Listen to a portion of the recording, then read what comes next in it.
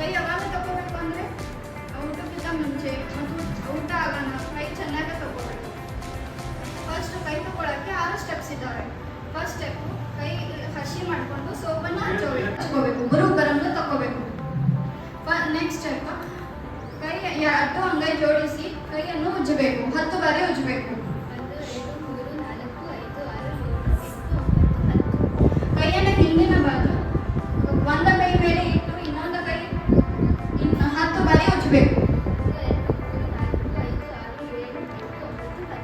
2 ಕೈ ಮಾಡಬೇಕು. ಕೈಯನ್ನು ಜೋಡಿಸಿ ಕೈಗಳನ್ನು ಜೋಡಿಸಿ ಕೈಯನ್ನು 10 ಬಾರಿ ಉಜ್ಜಬೇಕು.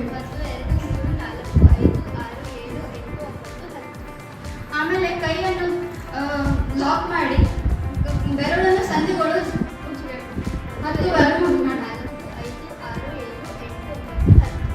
2 ಕೈ ಮಾಡಬೇಕು.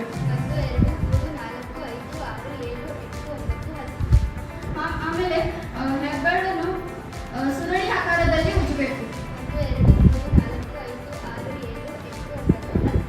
2 ಕೈ ಮಾಡಬೇಕು.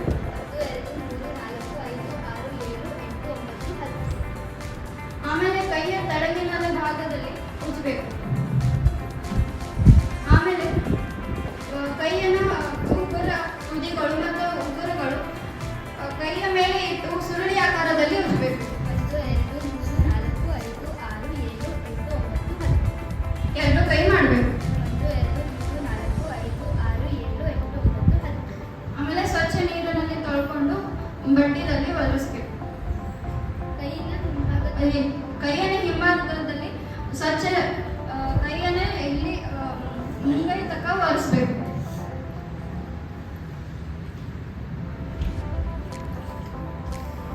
ಕೈಯನ್ನು ಸ್ವಚ್ಛ ನೀರಲ್ಲಿ ತೊಳ್ಕೋಬೇಕು. ಅದೆಲ್ಲ ಬುರುಕು ಹೋಗೋ ತನಕ ತಗೋಬೇಕು.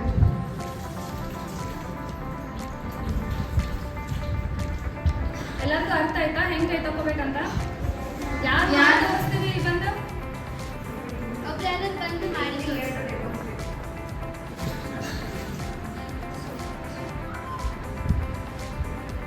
ಸೋಪನ್ನು ಹಚ್ಕೋಬೇಕು. ಫಸ್ಟ್ ಹೆಂಗ್ ಮಾಡಬೇಕು? ಅಂಗೈಯಲ್ಲಿ ತಿಕ್ಕಬೇಕು. 10 ಬಾರಿ ಮಾಡಬೇಕು. ಎಲ್ಲರೂ ಮಾಡಿ. 1 2 3 4 5 6 7 8 9 10. ಆಮೇಲೆ ಹಿಂದೆ ಕಡೆ 10 ಬಾರಿ ಉಜ್ಜಬೇಕು. Hand on hand.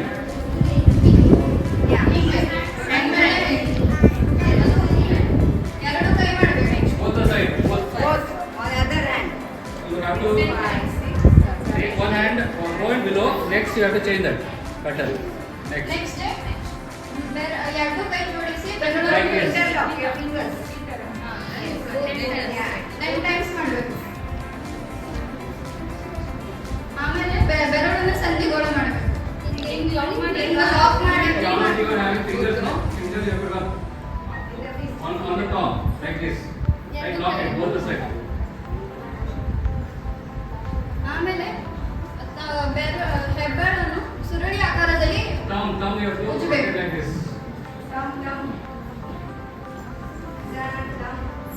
2 ಕೈ ಮಾಡಬೇಕು. both side. ನೆಕ್ಸ್ಟ್ ಬೆರಳನ್ನು ಮತ್ತು ಉಗುರದಲ್ಲಿ ಅಂಗೈಯಲ್ಲಿ ಇಟ್ಟು 10 ಬಾರಿ ಮಾಡಿ ರೊಟೇಟ್ ಮಾಡಿ. 2 ಕೈ ಮಾಡಬೇಕು. 2 ಕೈ ಮಾಡಿ. ಆಮೇಲೆ ಕೈ ಹಿಂದೆ ಕೈಯನ್ನು ಹಿಂದೆ ಮಾಡಿ. Then wash with the clean. Okay? So it will take time. Bit of your time in early stages. When you okay with it, ಸ್ವಚ್ಛ ನೀರನ್ನು ತೊಳಿಬೇಕು. ಹುರುಗೆಲ್ಲ ಹೋಗಬೇಕು.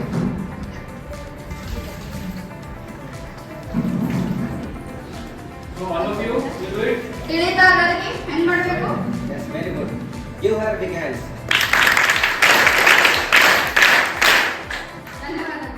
ಆತ ಮತ್ತೆ ಯಾವತ್ತು ಸಾಫ್ಟ್ ಬ್ರಷ್ ಯೂಸ್ ಮಾಡ್ಬೇಕು. ನೀವು ಅಂಗಡಿಗೆ ಹೋಗ್ತೀರಲ್ಲ ಸಾಫ್ಟ್ ಬ್ರಷ್ ಕೊಡ್ ಅನ್ಬೇಕು ಎಲ್ಲರೂ. ಈಗ ನಾವು ಬ್ರಷ್ ಹೆಂಗ್ ಮಾಡ್ಬೇಕು ಅಂತ ಹೇಳ್ಕೊಡ್ತೇವೆ. ಓಕೆ, ಫಸ್ಟಿಗೆ ರೈಟ್ ಸೈಡ್ ಸರ್ಕ್ಯುಲರ್ ಮೋಷನ್ ದಾಗ ಬ್ರಷ್ ಮಾಡ್ಬೇಕು. ನೆಕ್ಸ್ಟ್ ಫ್ರಂಟ್ ಹೆಂಗ್ ಮಾಡ್ತೀವಿ? ಮ್ಯಾಲಿಂದ ಕೆಳಗೆ ಮಾಡ್ಬೇಕು. ಫ್ರಂಟ್ ಸೈಡ್ ಹಿಂಗ್ ಮ್ಯಾಲಿಂದ ಕೆಳಗಡೆ ಮಾಡ್ಬೇಕು. ಅದಾದ್ಮೇಲೆ ನೆಕ್ಸ್ಟ್ ಲೆಫ್ಟ್ ಸೈಡ್ ಬರ್ಬೇಕು. ಲೆಫ್ಟ್ ಸೈಡ್ ಸೇಮ್ ಸರ್ಕ್ಯುಲರ್ ಗತೆ ಮಾಡ್ಬೇಕು. ಓಕೆ, ಫುಲ್ ಸರ್ಕ್ಯುಲರ್ ಮೋಷನ್ ಮಾಡ್ಬೇಕು.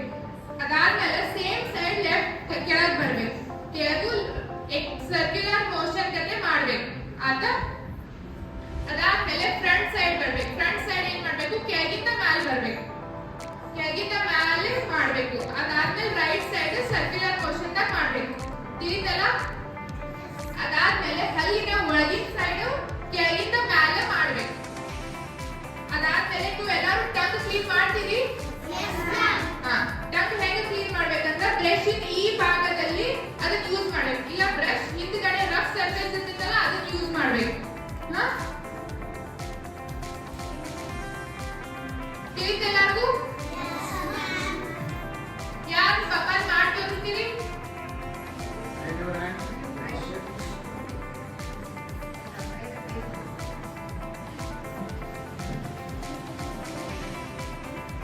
ದಿನ ಎಷ್ಟು ಸತಿ ಬ್ರಷ್ ಮಾಡ್ತಿ? ಮತ್ತೆ ಎಷ್ಟು ಪೇಸ್ಟ್ ಯೂಸ್ ಮಾಡ್ತಿ?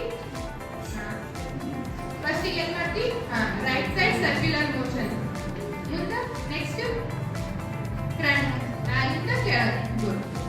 Next left side circular motion. ಎಲ್ಲಾನು ಕಾಣಕತ್ತೈತಿ? ನೆಕ್ಸ್ಟ್ ಕೆಳಗೆ ಸರ್ಕ್ಯುಲರ್ ಮೋಷನ್ ಸೇಮ್. ಅದಾದ್ಮೇಲೆ ಫ್ರಂಟಿಗೆ ಬರ್ಬೇಕು. ಕೆಳಗಿಂದ ಮೇಲೆ, ಕೆಳಗಿಂದ ಮೇಲೆ ಬರ್ಬೇಕು. ಅದಾದ್ಮೇಲೆ right side same in circular motion ಮಾಡ್ಬೇಕು.